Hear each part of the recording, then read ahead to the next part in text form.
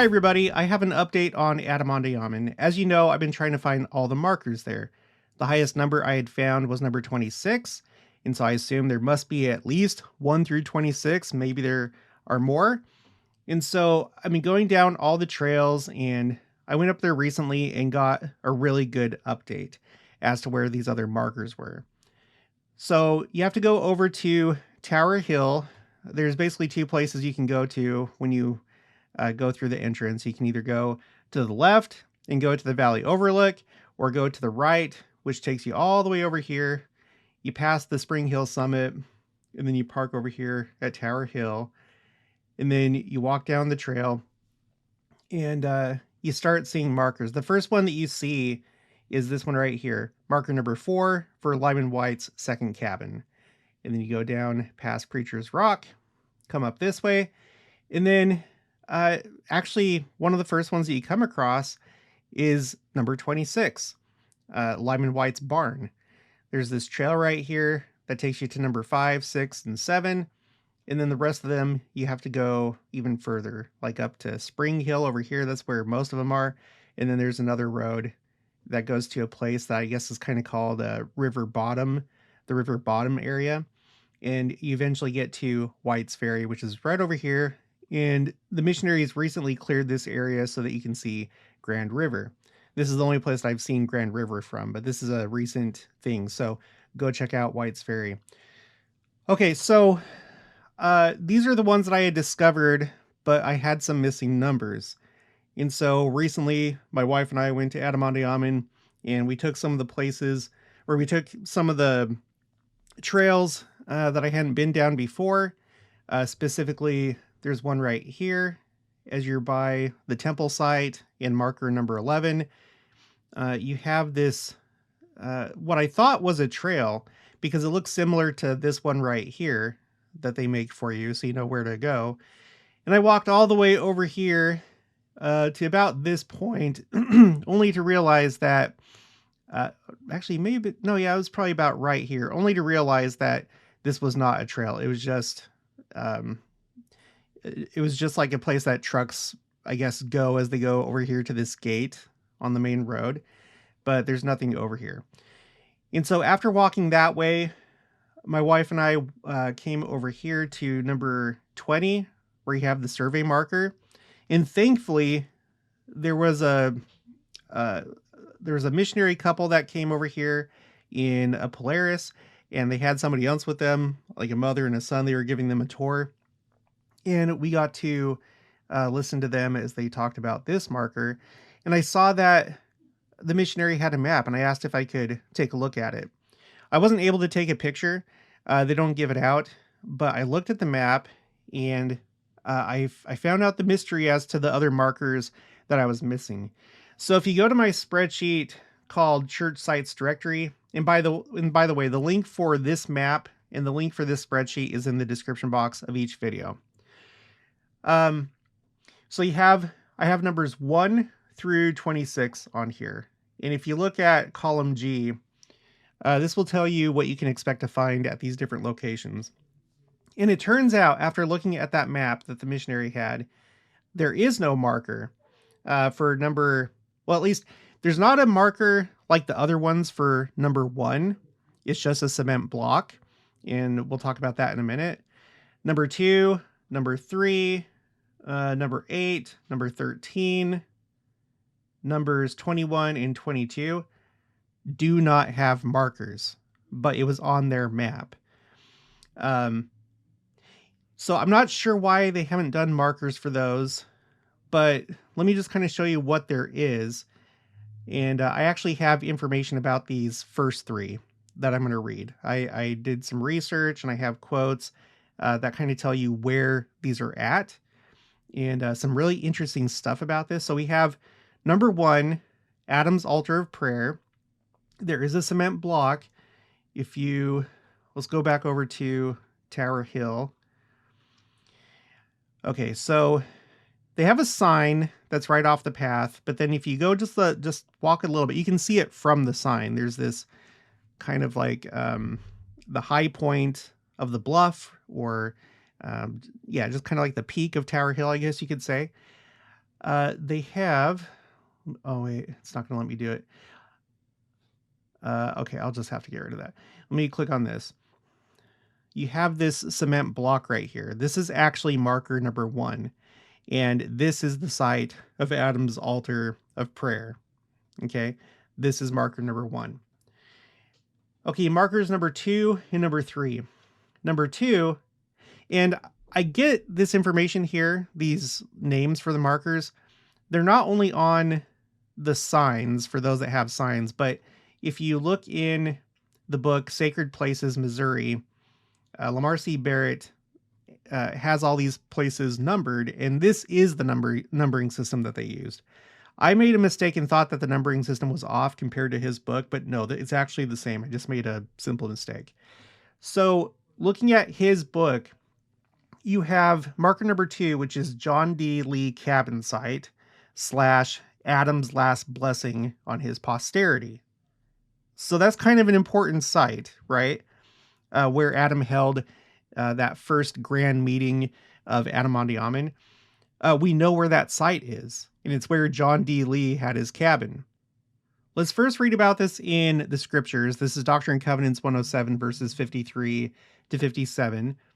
3 years previous to the death of Adam, he called Seth, Enos, Canaan, Mahalalel, Jared, Enoch, and Methuselah, who were all high priests, with the residue of his posterity, who were righteous, into the valley of Adam-ondi-Ahman, and there bestowed upon them his last blessing. And the Lord appeared unto them, and they rose up and blessed Adam, and called him Michael, the prince, the archangel. And the Lord administered comfort unto Adam, and said unto him, I have set thee to be at the head, a multitude of nations shall come of thee, and thou art a prince over them forever.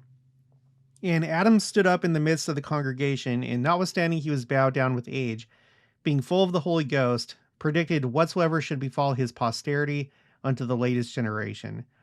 And these things were all written in the book of Enoch, and are to be testified of in due time. And that will be really interesting to read. But we have this gem that's really a story from biblical times, but the only place that we have it is right here in modern scripture from Doctrine and Covenants. This is also mentioned on the Joseph Smith Papers website. This is a discourse as recorded by William Clayton, and this is Joseph Smith talking. He says, I saw Adam in the valley of Adam-ondi-Ahman. He called together his children and blessed them with a patriarchal blessing. The Lord appeared in their midst, and he, Adam, blessed them all, and foretold what should befall them to the latest generation. Okay, now as to the location of where this took place, I got this again from Sacred Places. I don't know if anywhere else mentions this. This may be the only place where we hear about the actual location. But this is in a book called Mormonism Unveiled. We're on page 65. And this person that we're talking about, again, his name is John D. Lee. He was an early church member, and he was a bishop, according to this book. There's just this one little sentence where it says, I had a cabin in the valley of Adam-ondi-Ahman at the point where the prophet said Adam blessed his posterity after being driven from the Garden of Eden. And that's it.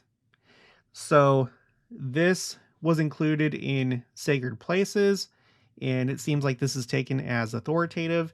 That's the best information that we have, as far as I know, as to where that location is. And so I don't have it on my map because it's not really a place that's accessible. And well, I don't know, maybe I'll think about it a little bit, but I'm probably not going to put it on the map. But according to the measurements given in Sacred Places, I put them here under directions. And so as we're looking at the Lee cabin where this meeting took place, it says that it was 15 rods, which is about 247.5 feet south of Adam's altar of prayer, which is marker number 1. And 50 to 60 feet north of the modern farm road at the base of Tower Hill. So I'm assuming that this is the road being referred to You also have this. It's kind of like the edge of the field of crops, but it's not really a road. I don't think that's what's being referred to. But if we go ahead and measure from right here, the top of Tower Hill, and we go down 250, or sorry, 200, like 247. Let's just do 248. 248 feet. It's like that. But this is as the crow flies. And so that's not taking into account this slope. And here's the road. So I'm assuming that it's just somewhere about right here between the road and then the top of the hill. It's just like somewhere on this slope. I'm not sure. I have seen, and I think you can kind of see it here. There are some tire tracks that go up here.